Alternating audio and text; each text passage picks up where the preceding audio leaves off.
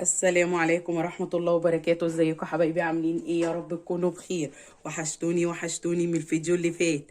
النهاردة هنعمل مع بعض بقى خبز الهمبرجر بقى، وحاجة جميلة جدا. بصوا، وانا كمان هنا حشيته.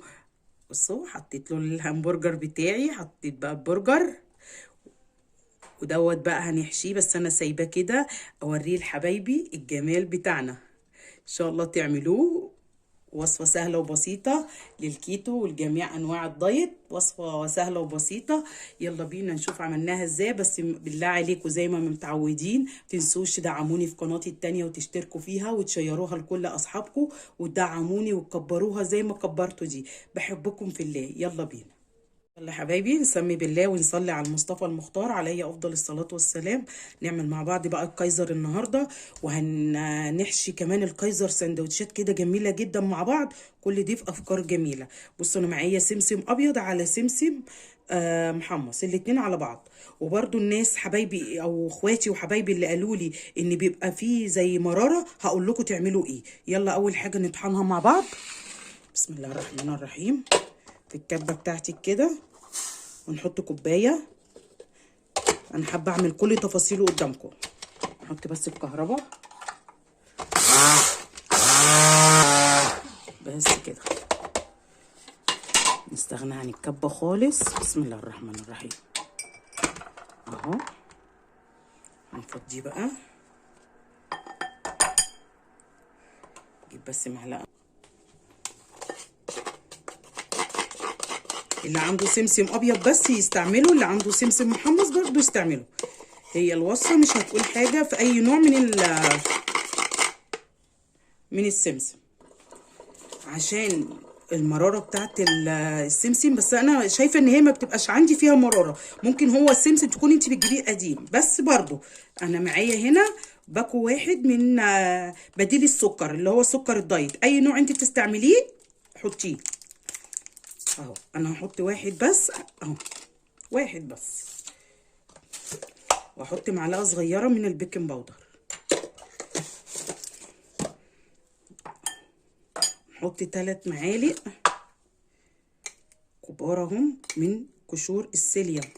ملهوش بديل يا جماعه، عشان محدش يقول لي بديله ايه.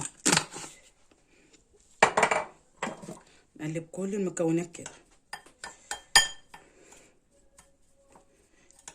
انا معايا هنا 3 بياض بيض، 3 بياض بيض. ممكن لو مش عاوزه بس النتيجه حلوه ببياض البيض هتديكي نتيجه جميله جدا. مع عاوزه تستخدمي البضايه كامله، حطي بيضتين كبار كاملين. معاكي الاختيار ده او ده، بيضتين كبار كاملين او 3 بياض بيض. حطي بقى البياض.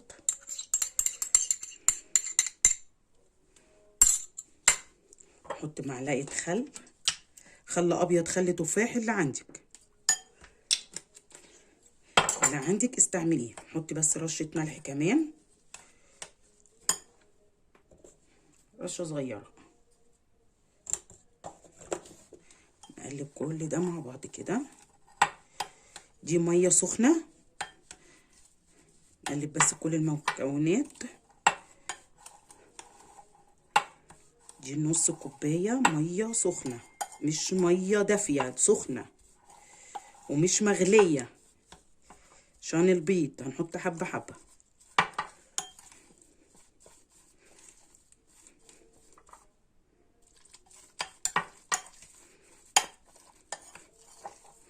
وصفة سهلة وجميلة، ونعمل منها سندوتشات لأولادنا، لينا احنا حاجة مغذية وجميلة. خدت من المية لسه قشور السيليا هتشرب كل ده، بس لازم عشان تدينا عجينة متماسكة. يبقى احنا خدنا ربع كوباية من المية السخنة. خلاص نسيبها بقى كده ونحضر الصينية بتاعتنا. بصوا كل مدى بتشرب خلاص السوائل اللي فيها الزهق. يلا هسيبها. يلا حبايبي، نعملهم بقى في الصينيه. هنبل ايدينا ميه عشان العجينه بتلزق.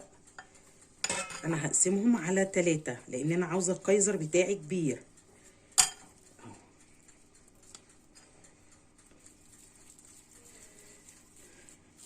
شاء الله تعملوه يطلع معاكم ناجح من اول مره زي ما احنا متعودين.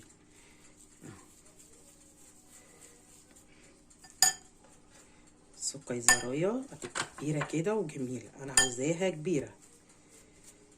نبل ايدينا برضو ميه عشان العجينه بتلزق.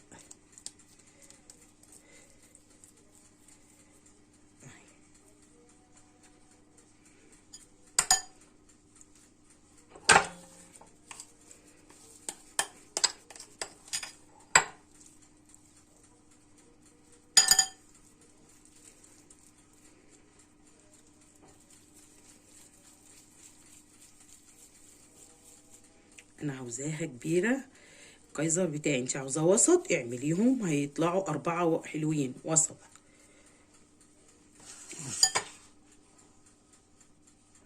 يلا حبايبي انا هحط عليهم كده سمسم. عاوزه تحطي حبه البركه اللي تحطيه، بس لازم تضغطي عليهم بعد ما ايه تحطيه، يعني بعد ما تحطيه كده تروحي ضغطه عليهم اهو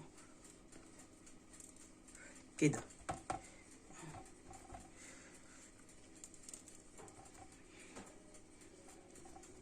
عشان بس السمسم ما يقعش من عليهم. يلا هدخلهم الفرن على درجة حرارة 180، هيقعدوا من 30 ل 40 دقيقة. بصوا حبايبي بعد ما طلعوا حاجة جميلة جدا، شكلهم يفتح النفس، بس انا حابة اوريكم بس سخن. بصوا هنحشيه مع بعض برضو وهنشوفه مع بعض. بصوا بقى انا هحشيه حشوه بسيطه، انتوا بقى اللي يعجبكم احشوه. ايه رايكم؟ حاجه جميله جدا صدقوني. انتوا بقى اعملوا جربوا الاول زي ما احنا متفقين مع بعض ان احنا نجرب الحاجه برضو بمقدار بسيط الاول، وبعد كده عجبتكم اعملوا مقدار تاني، ان شاء الله تنجح معاكم من اول مره. بصوا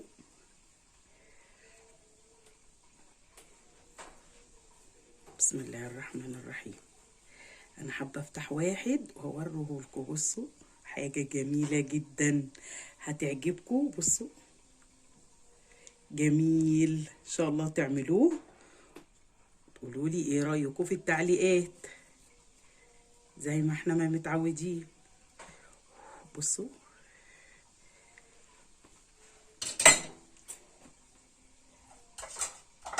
انا هحشيه همبرجر، انا عاملاه كبير كده عشان الهمبرجر اهو. ايه رايكم بقى نحشي ده كمان؟